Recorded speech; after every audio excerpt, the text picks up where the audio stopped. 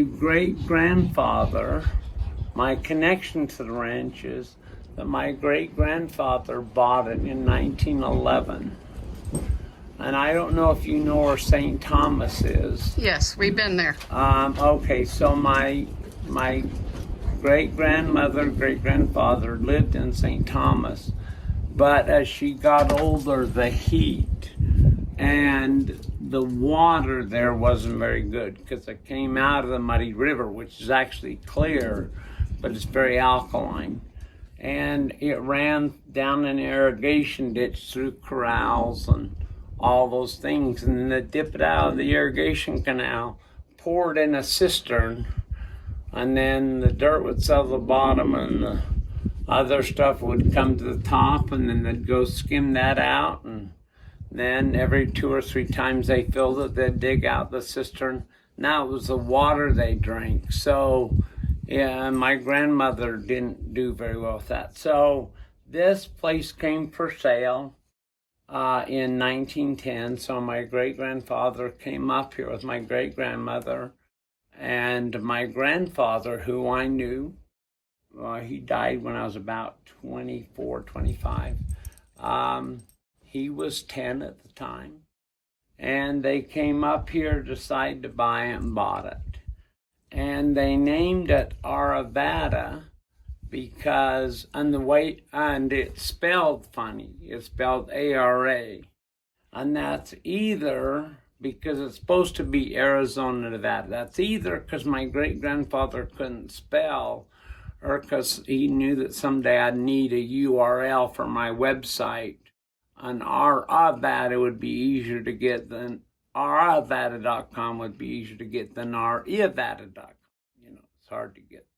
So anyway, they came up here and they built these terraces with a combination of dynamite, a slip scraper, which is like a wheelbarrow you pull behind horses. And you have 2 handles, and as you're going along, if you want to pick up dirt, you lift up the handles, it'll pick it up. When you got enough dirt picked up, you lower the handles, it slides along till you're ready to dump it, and then you lift them up again, and it dumps it out, and that's how they built. And then they had a box made of big, thick timbers that they would haul these rocks over to build these rock walls. In fact, that fig tree right behind you was planted in the 1910s, 1915s or so.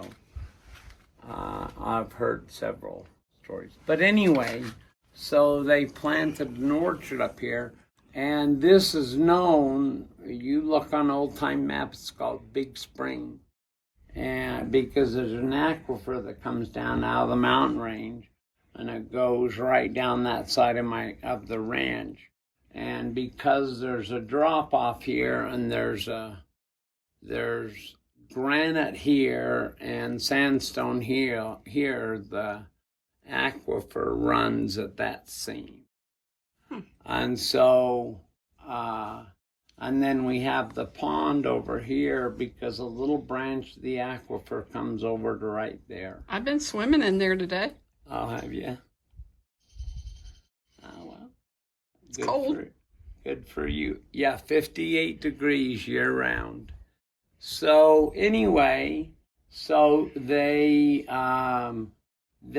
reason we know it was spelled A-R-A is when they were modeling that cabin up there, which is where my grandparents spent their wedding anniversary, their wedding night.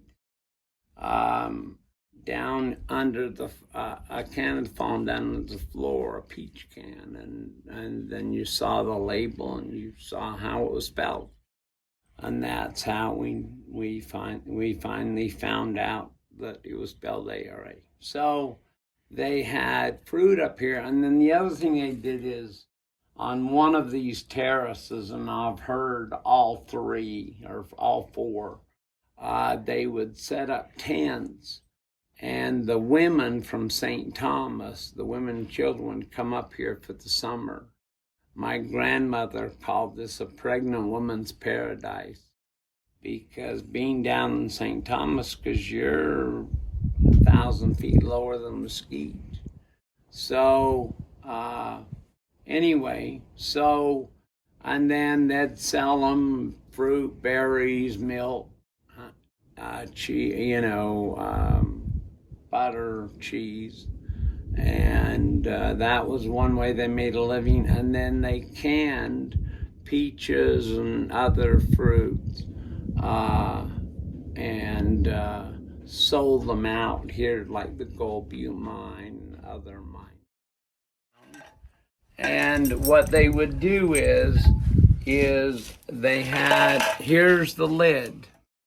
And so they'd put the peaches in, and then they had a round soldering iron that was round and cupped like that. And it would solder the edge to seal it. And then right there, you can see, right next to that hole, you can see a hole where that's been soldered. So there was a little dab of solder next to that hole. And as soon as steam would start coming out of the hole, then they'd pull it out and take this high-tech soldering iron out of the fire and seal the hole and then throw it in the pond. Otherwise, the fruit would go bad. And then they send off to San Francisco for these labels, and they made flour paste and put them on, and then they'd take them down to the miners and sell them. Every year we came here because I grew up right on the Utah-Idaho border. And my mother, when my dad asked him to marry her, only asked one condition, and that was he would take her back to Hurricane once a year to see her mother.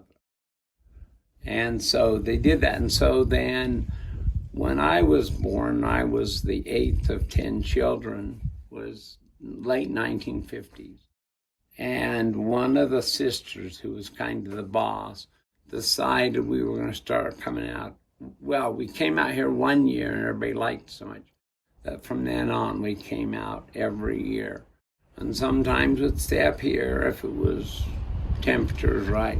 And if it was too cold, we'd stay down at Whitney Pockets. Because my grandfather and great-grandfather built it. Now there's a big, huge dam that the WPA built. That never held the water. But if you go up the stairs, down the stairs, and go up, there's smaller pockets that held the water. On the right-hand side of the road going out where the dam is and the stairs. Because we went up the stairs today and then down the stairs on the other side, and then went up the canyon a little further to where there was another smaller dam. And that was built by my grandfather, my great-grandfather. If you're looking at that smaller dam, and you're looking at, I can't remember, it was the lower one, put a little water on it, you'll see George Luke Whitney and George Fenton Whitney. George Luke was my great-grandfather. George Fenton was my grandfather.